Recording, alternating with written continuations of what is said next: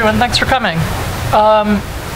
So, Nikhil and Amy are both contributors to the book, and they came at the question of grad school from wildly different perspectives. And so, a little bit. Sorry, just to start off, I was hoping that each of you could just sort of describe your relationship to grad school and summarize what your essays were about in the book. Yeah, I didn't go to graduate school, but I definitely thought about it a lot. Both in college, you know, when I would ask like professors what I should do next, and most of them would recommend some kind of graduate program. So I thought, well, just as a default thing, that's what you would do. And then later, my essay for the book was about this period in my life where I had sort of had a little stint at journalism, and it didn't quite work out, and I was totally feeling adrift and doing all these goofy creative side projects. Like I was literally making snow globes for strangers and giving them away, and I realized that I was putting all my creative energy into that and not my life. And at the same time, I had taken the GRE. I had gotten all these course catalogs for programs I didn't even really care about, and I thought, well, that's going to be the thing. Like, I don't have to worry about this anxiety I have about what to do in my life. I'll just go back to school. And I think that's one thing that a lot of people feel when they wrestle with this question. It's like, well, I don't know what to do, but I've done school for 20 years of my life, and that worked out, so I'll just keep going, right? And so I kind of took a long, hard look at that and had a couple of epiphany-like experiences, both in person with some people and reading some really cheesy self-help books that made me realize, wait, I don't need to go to more school. I need to figure out what I want to do with my life and just go do it. And now, so I didn't go to graduate school for anything academic. I didn't go to journalism school, and I just spent that time and energy attacking this problem of I really wanted to work at This American Life. And I spent 3 years going on a crazy quest to do that, and got a job at This American Life, and then at the New York Times. So it felt like I learned how to build my own program for what I wanted to do with my life, and kind of realized I didn't need to just sort of jump through other people's hoops anymore. That was sort of the gist of my experience. So I'm sure graduate school is lovely and important for many people, including Nikhil, or maybe it wasn't, I don't know. So my relationship to graduate school was vexed. I guess that's it shouldn't have been. I guess like Amy, I went to school. I majored in English, and I was pretty good, I think, at English, and so you were quite the rise. I mean, I knew you briefly. We're old friends. We're old friends. He was quite the rising star. You were going to conferences in Italy and stuff. Everyone thought you were, academic superstardom was in the cards, right? Well, the cards landed. So they were dealt. The hand I was. It was. So I went to So I was sort of ready to go to graduate school out of college, but all my professors were like, you should go to graduate school, and I was like, yes, I'm gonna do that. It's gonna be great. But they all were like, you should take time off and work, and which is how professors always speak about taking time off, is that you actually don't take any time off. And so I took some time off and worked in book publishing for 2 years, and at the same time I also was kind of interning at this magazine, N+1, which had just started around that time, about a year before I finished college, and then I was very sick of the fact that I was in book publishing and not actually reading books. I sort of thought that book publishing would be this kind of parallel graduate school, or would satisfy the needs, and it I don't know, maybe some of you actually work in it now. I felt like it wasn't for me, and so I applied to school. I wanted to get out of New York as well, and I'm from California. I got into school at this large university in Silicon Valley. It looks like it's sandstone. It looks like a Taco Bell.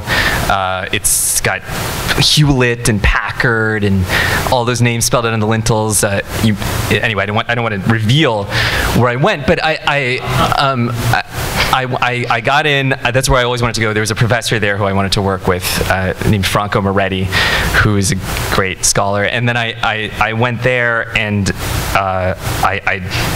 after about a few years of it, I actually really disliked it. And one of the kind of exciting things about having to write about it was that graduate school is very good for generating thoughts about graduate school. In fact, that's chiefly what it's good at.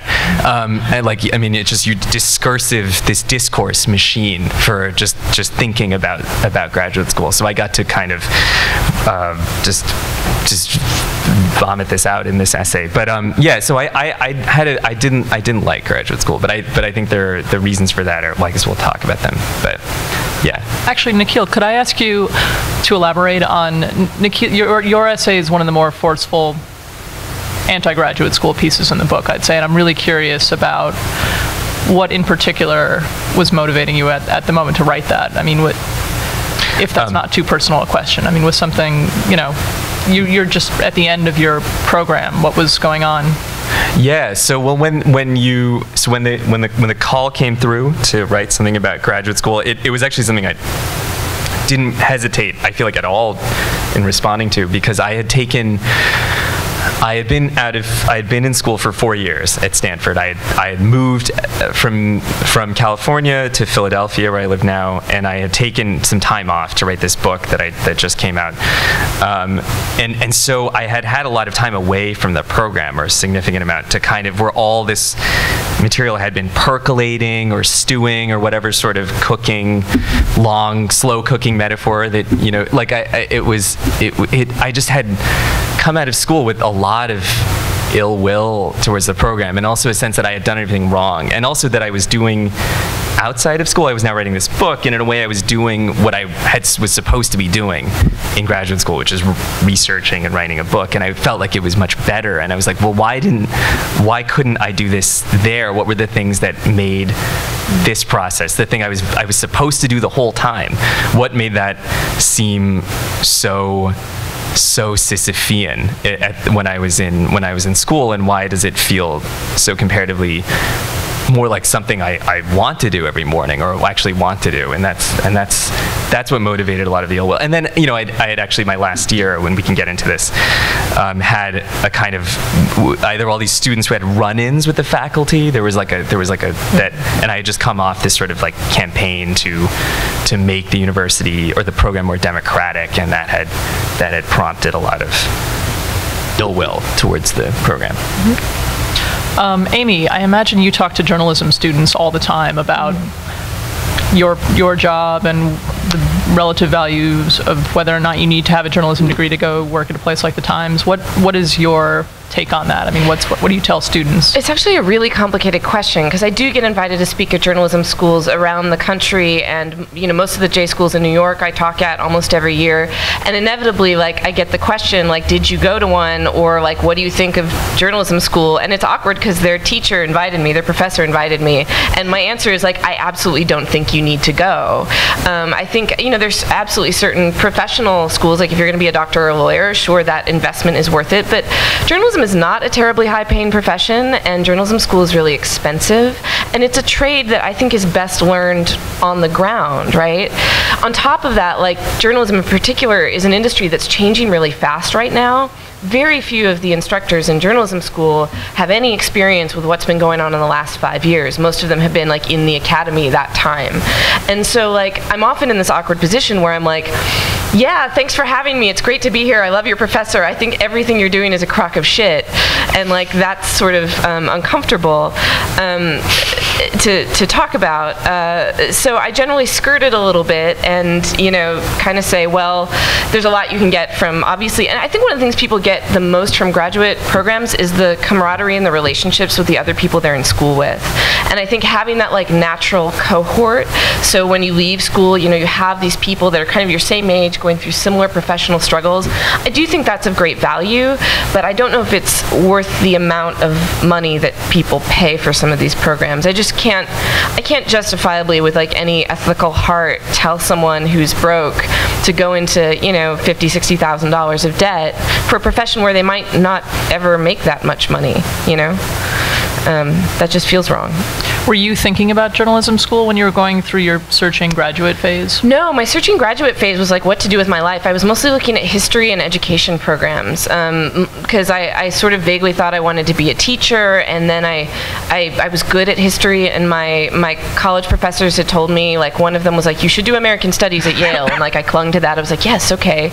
But the whole point of my sort of flirtation with graduate school was that I didn't know what the hell I wanted to do with my life. And it seemed like an easy answer that society and my parents and everyone I knew would validate. Like, it seemed like no one would be like, well, that's stupid. You know, if I said, oh, I'm going to go to, you know, Yale for graduate school, everyone would like nod their head and like be like, you're a smart, worthy person. And I think I was postponing the terror of trying to figure out what I thought would make me a smart, worthy person. And the answer turned out to be completely different than being an academic. But that was a scary question to approach. I think I had to have a mild mini breakdown before I was willing to confront it. Yeah. Did you ever, Nikhil, question this idea that you were going to eventually go into academia, or at what point did you realize that it might not be the way that that it might not have been the best choice for you? It was when I met some academics, I think. I just, no, that's, I mean, but it was, in a way, that's sort of the situation. For me, it was never not a question that I was not, I mean, I was, so many negatives in the sentence. I thought I was always going to go into academia. And this was, you know, even when I was an undergrad. I mean, I think that's why I so readily went into graduate school. It was really when I started to confront, you know, and I should point out that my graduate education was unique. In some ways, it was a concentrated form of graduate school without many of the things that people hear about when it comes to graduate school, which is issues regarding academic labor. Stanford is a very munificent program. I was very well compensated. I didn't teach very much. I didn't have to in many ways. I wasn't exploited in a traditional sense. I was dominated, but it's an interesting sociological distinction that I learned in graduate school.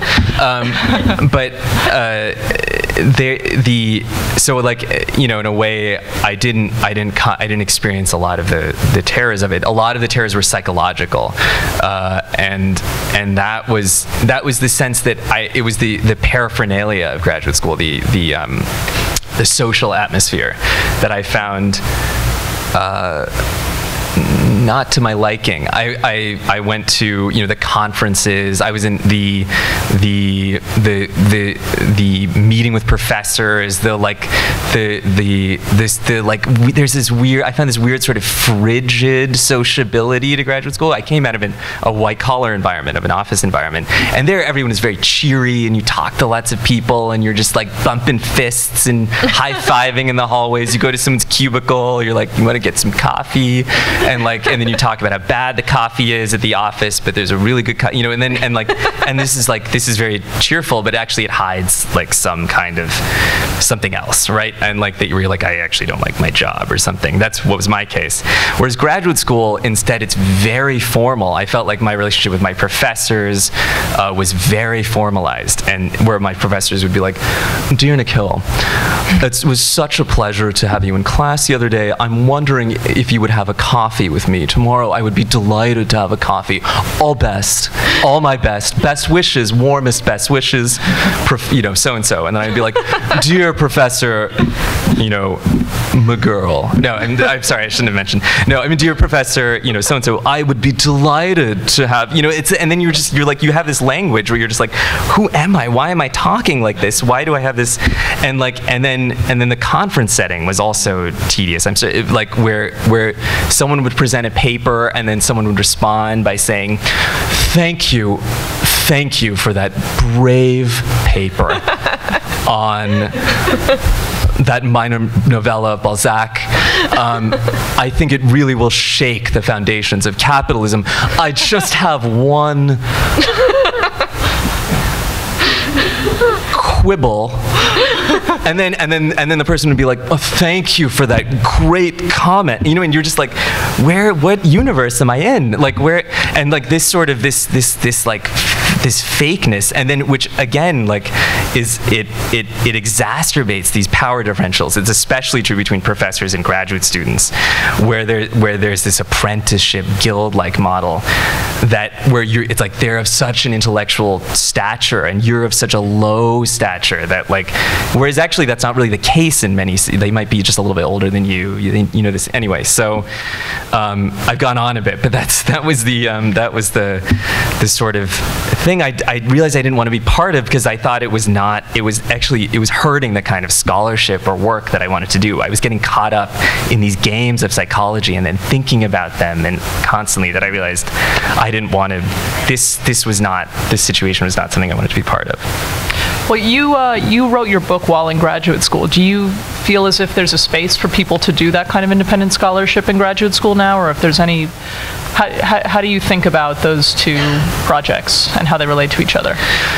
Well, I mean, in truth, I had to take some time off to do it, and that was what clarified certain things about graduate school for me. I felt that graduate school prepares you, I mean, my graduate program, and I think this is, I know other people in other graduate programs, it prepares you, if you're not careful, and it's very easy not to be careful, it prepares you to be, it socializes you, and it doesn't prepare you to be a scholar in certain ways. Like I was prepared to speak in a certain way, but I was not prepared in other words, to just do work. I was not prepared to like go sequester myself in a library, which is ultimately what you have to do in most humanities programs.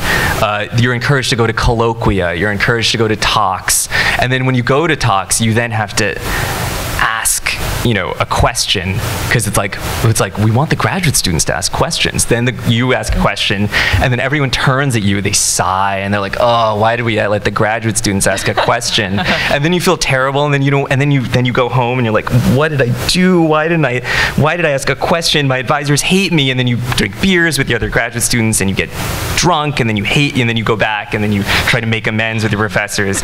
So all that stuff doesn't make it easy to write a book. And I think what you actually need to do in graduate school is like disappear. That then graduate school tries not to let you disappear, because they're worried you're not going to get a job. And in fact, you're not going to get a job. Like, that's the truth. Right. And like you might as well disappear. Well, this is the thing. I think that school is all school does a really bad job preparing us for like whatever it is you want to do afterwards. Like, it actually does the opposite. It trains you in sort of like, following other people's dictates, and then by the time you figure out like, wait, no, I want this life over here, you have to completely learn how to design your own dictates, and then figure out like how to spend time in the library and just like plow ahead, or how to like crack the code to work in the way you want. And I feel like all school just fails pretty miserably at that.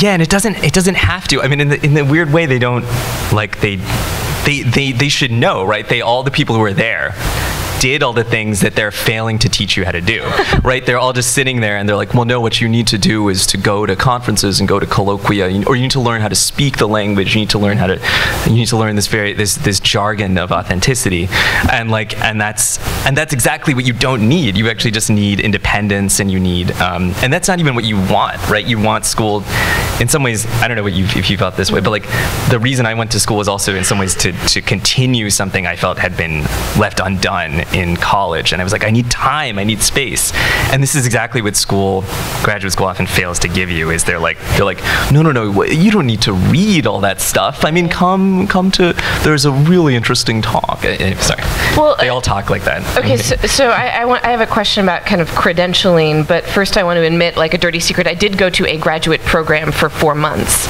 It was in radio documentary in Maine, and this was later when I was sort of trying to, like, I wanted to work at This American Life, and I did all this research and figured out that 10% of the people who worked at the show had been interns, and 10% of the interns had gone to this radio program in Maine. So I went for it's a 4-month program just for credit. And but the reason I did it was because I knew that this was a stamp that would help me ultimately get where I needed to go. I didn't actually learn a ton like that I couldn't have learned on my own in this program. But Nikhil, I don't know if in your discipline, if people just have to simply get the credential of like, the graduate school passport stamp to be able to continue to do the kind of work you wanted to do or not. Like, did you feel that was the case? Yeah, I mean, well, yes. I mean, in strictly that's true in the sense that you have to teach, if you want to teach literature, or some kind of humanities program, you have to get a PhD. But it didn't used to be the case. That's sort of a new thing. A lot of the people that say I admire, I'm sure a lot of people like, so Franco Moretti, my advisor, in the 80s, it was a crazy time.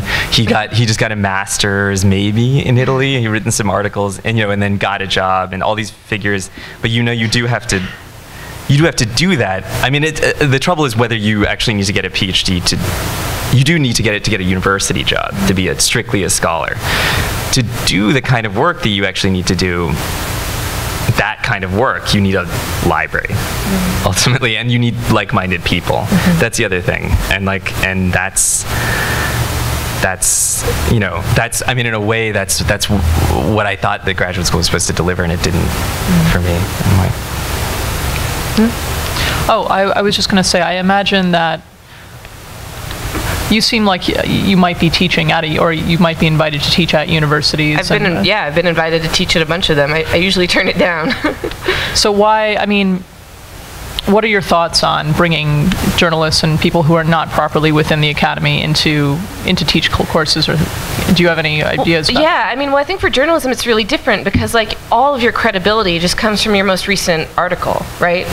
And so people aren't really, unless you have a Pulitzer Prize, there's not a lot of reputation trading. Again, sometimes the places you've worked count, but to me the biggest problem with teaching journalism is that you're removed from the actual work of it. You could spend exactly the same hours and just try and write an article and get a much richer experience from trying to write an article than studying how other people write articles. I feel like it's just, it's a trade, people didn't, the invention of journalism school is a recent one, right? If you look at the turn of the century, journalism was a profession that, people who weren't very educated went into, right? Because it was about, pounding the pavement and doing actual labor, right? You weren't it wasn't about having ideas or writing, writing beautiful sentences. It was just about running around town, getting the facts and getting them back in time for the, for the deadline.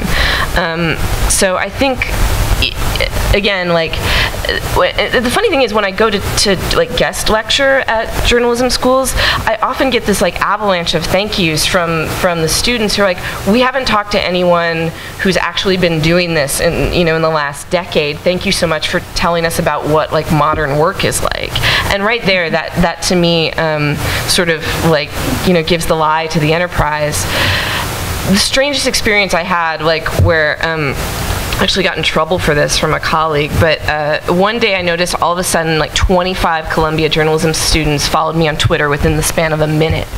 All of a sudden 25 new followers, and I was what the hell just happened? They must have been talking about me in class. And so I messaged one of them and I said, sort of bribe him. I said, hey, do you want to come to the New York Times for a tour and a private coffee, and I'd be happy to give you some career advice? And they're absolutely, sure. And I said, on basically the condition I wanted them to rat out what they were talking about. So she came up to the Times and gave her a tour. We had a coffee, and she told me that they had a social media professor, and they were analyzing journalists' Twitter accounts. And I was sort of mortified because the night before, I on a lark decided to live tweet Albion Seed, a book I'd been reading that's about Puritan history, which was totally strange. And I was live tweeting this history book for fun, and then they were looking at my Twitter feed and analyzing what kind of journalist I was. So I was mortified that it was going to be they were all ripping me apart, and apparently they were all praising my photo. I had the perfect journalism photo on my Twitter account, which is me holding a microphone, pointing my finger out like this. And they're why is it a perfect journalism photo? And they said, well, it looks like you're commanding the conversation and you're leading the conversation, and that's what our social media professor says to do. And I'm do you know what that photo is a photo of? And she's no, I'm singing karaoke. We Didn't Start the Fire, a Billy Joel song. And then I remember saying later on Twitter, I can't believe people are paying $40,000 a year or whatever to do this, to analyze my fucking Twitter feed. It just seemed absurd. So yeah, there's just a disconnect, I think, between what goes on in a newsroom and what goes on in those classes. But do you feel if you just can't get do you think that there are people who go into journalism school because they feel like they have a leg up in a way, or like as a result, and like they don't, because it's not a healthy environment, right? I mean, I think they go to journalism school because I think it's, and not everyone, but mostly there's a fear that if I don't get this credential, I won't be good enough. And if I get this stamp on my resume, passport from Columbia usually is the one in particular, then I will be more likely to get a job at the New York Times. Completely not true. I've done hiring. I don't actually look on that favorably when I'm hiring. I look much, because part of like journalism is the hustle, right? Like if you don't know how to like pick up the phone and cold call people and make your own way and figure out the way to sneak into that event you're not supposed to be in, like you're not gonna, if you wait for permission and wait for someone to give you the credential, you're not gonna be as good of a journalist. And so like I've often told people that like I don't think it helps you, but I think they trade on people's fear of like, well, I'm afraid to cold call, I'm afraid to just show up or pitch an editor, like all these skills that are really vital. And so they're like, well, I'll just pay all this money and then I'll have the rubber stamp, and not everyone, but I think a lot of people, it's just safer. I mean, that was my whole issue with wrestling with graduate school. It just seemed like the safe thing to do, and then I just realized things are more fun when you've got some skin in the game,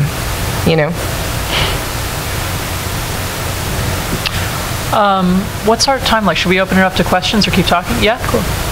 Okay. Questions, anyone? Or comments? Or yeah. So I kind of picked up like a distinction between maybe programming doing journalism, which it means that so like I want to get. Sorry, can I actually have you? Sorry. So like I want to do this so I can do this in the end, and maybe doing a graduate program in like literature, where you're doing it because you really love studying English and you want to continue doing that, and it's less like what happens afterwards and more in the moment, like in and of itself. I'm really enjoying doing this. And then, because what Nikhil was saying about like trying to find a parallel universe in publishing, I was wondering if you think that like parallel universe does exist, and that if you really love studying literature but maybe turned off by the financial difficulties and the potential kind of isolation in a library that accompanies maybe 6 years of graduate school, there is that kind of universe in the working world that you can find that like solace of like a love of literature and a way of continuing that. Like, do you think it does exist? I mean, I think, it in a way the problem is, and I don't have like I wish I had a like sort of like happier answer. I mean, it does exist, but it doesn't pay. That's the thing. It, like, is that in a way there's this. I mean, this is my sense of it, is that in a way, I mean, graduate school, what I found it to, what I wanted from it, and in a way I think it still is there. I think you can get it from graduate school. I think there's a way to do it. There may be programs that do it, or one can possibly arrange it, or one can fight for it in a way, in a sort of organized fashion. Is that PhD programs in the humanities pay? I mean, like by and large, you're not going to go in, depending where you go. I mean, just the ideal type of them pays, and you can sort of fabricate an existence that is independent in a way that you hide from everyone. That's what I kind of feel like graduate school is for, and that I think is like. And that may also be, that existence that you hide may actually be the correct one. The truth is just everyone who tells you in graduate school what you should be doing is almost invariably wrong, and like what you feel like you ought to do is almost invariably correct. Like that, as long as it doesn't involve listening to lots of different gatekeepers and what their advice is. So it's not. I mean, in a way, you have like, and I mean, you have to. The thing that I found outside of it. I mean, I continue to edit this journal. I do it volunteer. I kind of like hustle to figure out a way to do it, and that is like, that I find very satisfying. And I think a lot of people who do things like that also find that satisfying. But it's not, in a way, the kind of task that we have, and maybe it's, I don't know what, I feel like the thing that needs to happen now, and I feel that this is incumbent on me as this journal, what is like to make these institutions that exist, that are safe, that are parallel, that are, and that people can like somehow live by, in lieu of us having a universal basic income, which is also a goal. I mean, that's. I wish there were a better answer than that. In fact, the thing I sometimes wonder if I could have gone back to graduate school and done it better, so that I wouldn't come out of it feeling this way about it. I don't necessarily think that people should not go. It's just that you shouldn't. It's going and sort of submitting to the dictates of the whole social system surrounding that can be vitiating, I think, to like one's work. I have a slightly different response to that, which is like, what happens when the thing you love becomes your profession, right? Like becomes the thing you're spending all your time on, and like. I've had 2 dream jobs that I really deeply coveted, and each time I've had it, it sort of ruined the love of it for me. Like, I cannot listen to This American Life anymore. I just can't. I hear all the sausage. I just can't. It's not the same pleasurable thing that I coveted and craved 10 years ago. And I think there's a reason that, like, if there's something you really, like, love, you can pursue it, and at the risk of that destroying that love, but you can also, like, the love of the amateur is like also a beautiful thing, right? Like, if we don't professionalize something, then you can, if you love literature, like, it can still be a massively important part of your life without it becoming your profession. I think that's a hard needle to thread, because we're always told, like, go do what you love, and maybe do something you like, certainly, but love some things that are not things you're doing for money, I guess. Yeah. Any other questions out there? This one. Hi, thank you for coming and speaking. My dad is British, and what he always likes to say is, what he always likes to say is, whenever this topic comes up about how hard it is and how awful it is, he always says, well, yeah, that's here. If you go to Oxford or Cambridge, it's a whole different ballgame. I don't know what's reality anymore. Or Did he go to Oxford or Cambridge? Yeah, he went to Oxford, but like in the 60s. Right. It wasn't today.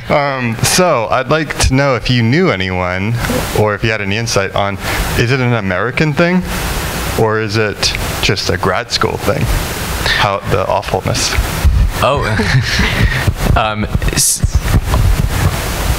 So for the humanities, I do have a sense that there's a generational difference. I feel like the professors I know who in the United States who went to university, graduate school in the United States in the 60s or 70s have a different sense of what it means. Often they're of course, now quite like exceptionally tenured, and like in their 50s or 60s, and for them the university is a sort of life of the mind situation where they recognize that yes, the labor situation has changed. Yes, it seems like my students aren't quite getting the jobs that they should, but my life is great, and like so they have this sense of it as being, and I think the difference was also it was the programs tended to be shorter. You taught less. I mean, I have professors who never taught in graduate school, and it shows. But like I mean, they're better, after 30 years of doing it. But they, in that sense, there was a. And I don't know. I mean, like in a way, I sometimes want. The thing that I often find upsetting about graduate school is the kind of feudal nature of it, like the sense that you are this apprentice to this figure where there's no, everyone talks about the professionalization of graduate school. It hasn't happened. Like it is very pseudo professional. There's this tone, this professional tone, but actually everything is just unaccountable. And anyone, there's no human resources that you turn to when something goes wrong. I mean, not in my experience. If you're a graduate student, like there's very little. So I don't know. So in that sense, that probably wasn't different, and yet it might have been that So it might have been that something else, I think the labor situation changed, and then also the kind of self-evident nature of it. I mean, the 60s and 70s were a very exciting time in the humanities, in literary criticism certainly, and then because like theory was coming in, and everyone's like, what's this? And so I think it was intellectually a little bit more exciting. And now one of the tasks that people have is this very tedious thing of like defending the humanities, or and that's not an exciting thing to do. Like it's like, no, I should just be doing research. Like that's the defense, is like I produce good work, and like who cares what other people think, like I don't know. I have no problem with the esoteric nature of the research. But I think the fact that it's now in this very vexed situation, both in terms of the market, and that might have changed the whole complex of feelings around graduate school. So it's not just America. Anybody else? There's one in the back. Hi, John Arthur. Hey. I know this topic very well. So I know you've been speaking a bit, Amy, about credentialism, or at least we've been like brushing over it a bit. And as you were saying, credentialism isn't necessarily part of your hiring process, or like you as a particularly enlightened person, like don't see credentials. But Nikhil, having been part of a journal that just wrote a pretty, well, not having just wrote, but like a year ago wrote about credentialism and the way in which it sort of severely affects people's decisions about graduate schools. I want to talk more about maybe in your field how credentialism works. I mean, even Jess, I'm sure you can speak to this a bit. But the idea of going to a graduate program in which it has a name and it has a very high price tag versus going to another graduate program that doesn't have the same recognition, doesn't have the price tag, but in theory, you're getting taught the same skill set. If you could just talk a bit more about that. Yeah. I mean, in particular. Yeah, sure. Yeah. I think this is a kind of corrosive, unenlightened. One of the aspect to the academy is that there is, they know, for example, they know that there is this emphasis on this sort of, on getting a PhD from Harvard or or what have you, like of that ilk of university. I mean, there are certain sort of programs that are recognized as being, or hallowed, Michigan or whatever, that you wouldn't otherwise, you might not suspect, given they're not on the sort of Ivy track, but they're quite good, and people know that. But they don't, there is this tendency not to look at candidates from universities that are considered to be, for whatever fatuous reason, lower tier. And this is odd because these professors who are looking at job candidates, I mean, this is what I'm thinking of when I'm thinking about what these credentials mean. They know they've just placed their students in those universities, right? They've placed students in those universities. Those students have trained other students, and then they won't look at those. I mean, like the levels of false consciousness are stacked, and so I don't. It's not that this doesn't. They make sort of efforts to get out of this, but in that way, it has this way of it. The other thing that happens is it reproduces. It reproduces the certain modes of thinking as well. Each there's considered to be this Johns Hopkins school or mode of thinking where everyone just attacks each other, and they're very savage, and they like the Hopkins people. They don't. That sort of reproduces itself all over the university. I mean, one thing as an aside, I mean, I finished my program. I mean, this is kind of just I didn't necessarily feel like I had to. I'm not going into academia, but I felt like I needed to finish because I thought then I have this thing, right? I have this credential, and they actually gave me. I feel like this is important to point out because it may undercut a little bit what I'm saying. They gave me a degree for my book, which was not I didn't do my work, and so then I was like, shit, why did they do that? I hate this university, and yet they were nice to me, and so I didn't know what to make of that. But I did do that because I thought it was something in my pocket, something to do, something that might mean something somewhere. Did people call you doctor? No. So this is apparently you're not. I just having. You're.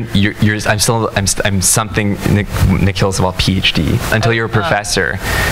This is according to an etiquette guide I read. Yeah. Anyway, just so you know.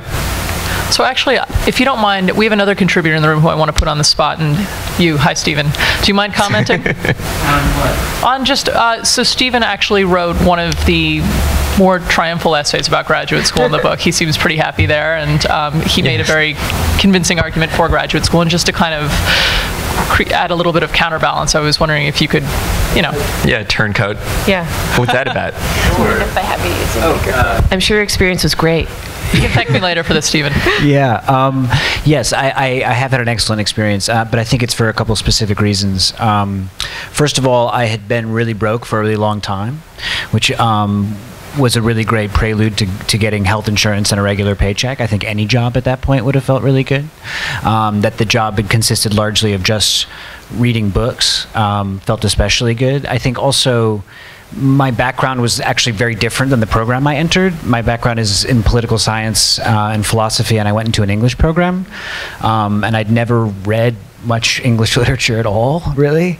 And the first thing my program makes you do is read all of it. Like, they make you take the summer and just read everything from Beowulf through Susan Laurie Parks.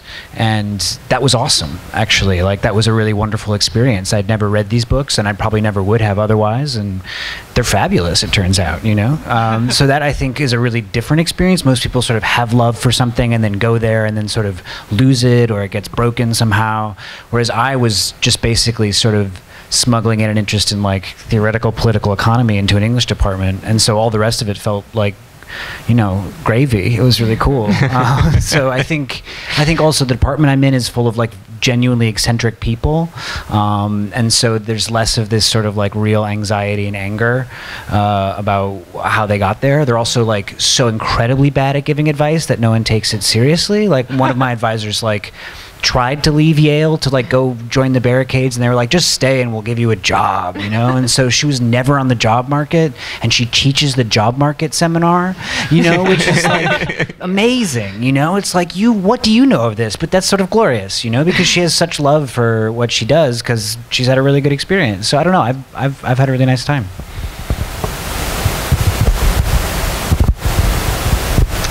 Boo. No, I'm just kidding. I'm kidding. Are there any other questions out there this evening? One thing I kind of think about being a freshly minted MFA as well is kind of like saturation of programs when it comes to talent, or when it comes to the way schools accept people, because I know there were a smaller number of people in the class before me, and there are a larger number of people in the class after me. So then you start thinking about how the business side of things affects school. Do you have any, for somebody who's decided that grad school is the correct choice for them, do you have any kind of advice in general in going about selecting schools? That way you kind of avoid maybe that situation, or something like that? Avoid this saturated. Yeah, the kind of talent pool being maybe a little less than what you may have expected it to be based on those parameters. I mean, I'm a big fan of research. Like, I would, if I were looking at a program, I would want to know, okay, where are all the instructors from? When was the last time they did something real? What percentage of graduates go on to do what things? Where did they come from? I mean, I remember there was a period like 3 or 4 years ago where I had friends who had never went to journalism school, could not find a job in journalism, but could find many jobs teaching journalism. And to me, that was like, okay, there's a bubble here. So like, I think you don't want to end up in a program where you're with a bunch of people who can't get jobs doing the thing they're teaching, right? So you could look into that. And I think that's really key, because to me, the whole point is to like actually, like, of any education, is to actually like learn something. And you can always like fuck around on your own and like try the thing out. And if you're going to be in a program, you might as well be with someone who can really mentor you. So I would just research the hell out of it. Yeah, I don't. For journalism.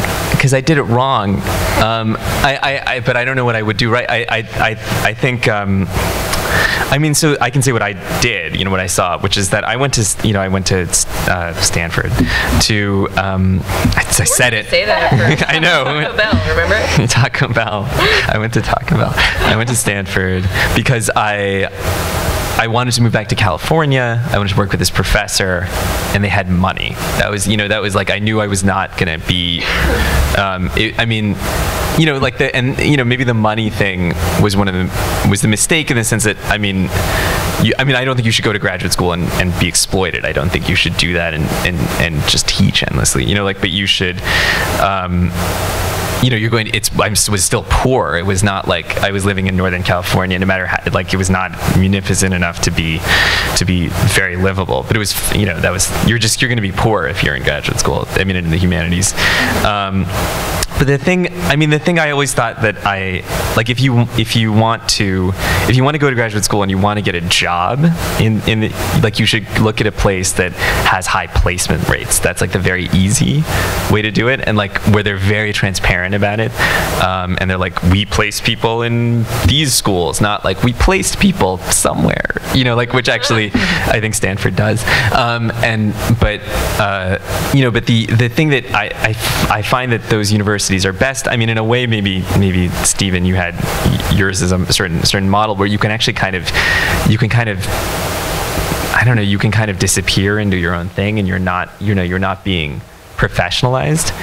And actually, that may be the opposite situation to the university that, I mean, like, that is very, you know, like any university that seems to be very invested in training you in any sense, and training you outside scholarship. That's the only thing. I mean, like, there are certain archival research methods I wish I knew that I had to learn on the fly for my book. And like, why didn't I learn this I was in school? You know, like, why didn't they teach me this? Instead, they were like, here are the debates in the field, and they're not really debates. I mean, you know, they're just fake debates. And so then I'm like, why did I learn these fake debates instead of learning? Anyway, I would find those things where they you know, you're able to be trained in like the skills and there are skills, right? These are like genuine skills that you can learn in a program, and they have nothing to do with the way you talk or speak to people.